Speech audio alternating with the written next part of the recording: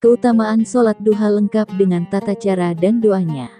Sholat merupakan amalan wajib yang perlu dikerjakan setiap umat muslim. Dalam hal ini, umat muslim wajib menunaikan sholat 5 waktu dalam sehari. Mulai dari waktu subuh, siang, sore, petang, dan malam hari.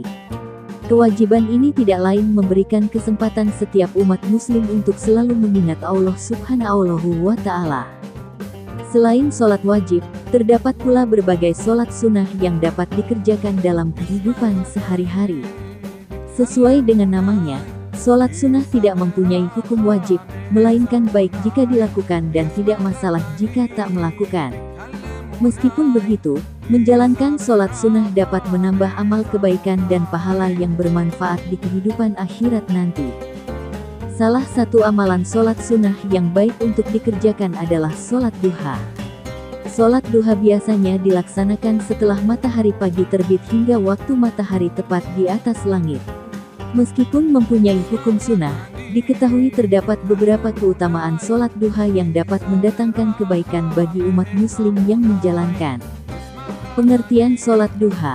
Sholat duha merupakan sholat sunnah yang dikerjakan pada waktu duha. Jumlah rakaat sholat duha.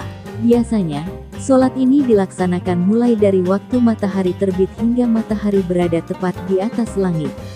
Sholat duha ini paling sedikit dikerjakan sebanyak 2 rakaat dan paling banyak dikerjakan 12 rakaat.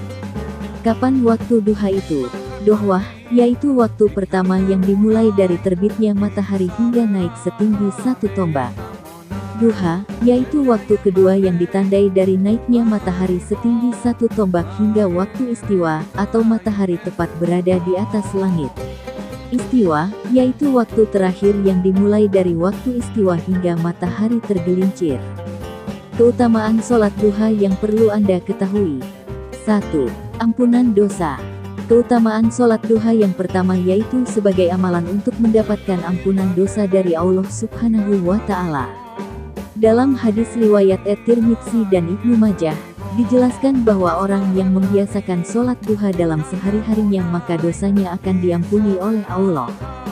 Dalam hal ini, Rasulullah juga bersabda bahwa siapa yang membiasakan menjaga salat duha, dosanya akan diampuni meskipun sebanyak buih di lautan. Hari At-Tirmidzi dan Ibnu Majah. 2. Tidak dianggap orang lalai. Keutamaan sholat duha berikutnya yaitu tidak dianggap sebagai orang lalai. Dalam hal ini, dikatakan bahwa salah satu cara terbaik untuk terhindar dari sifat lalai adalah dengan mengerjakan sholat duha. Hal ini pun dijelaskan oleh Rasulullah yaitu sebagai berikut.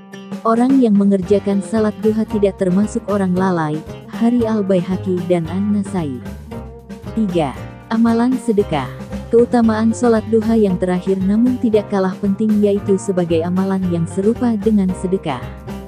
Dikatakan bahwa amalan sedekah dapat diganti dengan melaksanakan sholat duha secara rutin. Keduanya sama-sama mempunyai manfaat kebaikan bagi siapapun yang mengerjakan. Dalam hal ini, Rasulullah bersabda, "Setiap pagi, ruas anggota tubuh kalian harus dikeluarkan sedekahnya. Amar ma'ruf adalah sedekah, nahi mungkar adalah sedekah, dan semua itu dapat diganti dengan salat duha 2 rakaat, hari Muslim." Tata cara sholat duha. Berikut beberapa tata cara sholat duha yang perlu diketahui. 1. Membaca niat sholat duha. Usoli sunatat duha rakataini lillahi ta'ala. Artinya, aku menyengaja sembahyang sunnah duha 2 rakaat karena Allah SWT. 2. Rakaat pertama, membaca Al-Fatihah dilanjutkan dengan membaca surat Asy-Syams. 3. Ruku. 4. I'tidal. 5. Sujud. 6. Duduk di antara 2 sujud. 7. Sujud. 8. Rakaat kedua membaca Al-Fatihah dilanjutkan dengan membaca surat Ad-Duha. 9. Ruku. 10. I'tidal. 11. Sujud. 12. Duduk di antara 2 sujud. 13. Sujud. 14. Tahiyat akhir. Jika ingin melaksanakan sholat duha 4 rakaat, pada rakaat pertama surat pendek yang dibaca dianjurkan surat Al-Kafirun dan pada rakaat kedua dianjurkan membaca surat Al-Ikhlas. Doa sholat duha. Allahumma inat duhaa duhauka, wal bahaa bahauka, wal jamala jamaluka, wal kuwata kuwatuka, wal kudrata kudratuka, wal ishmata ishmatuka. Artinya, wahai Tuhanku, sungguh duha ini adalah duhamu, keagungan ini adalah keagunganmu, keindahan ini adalah keindahanmu, kekuatan ini adalah kekuatanmu, dan penjagaan ini adalah penjagaanmu.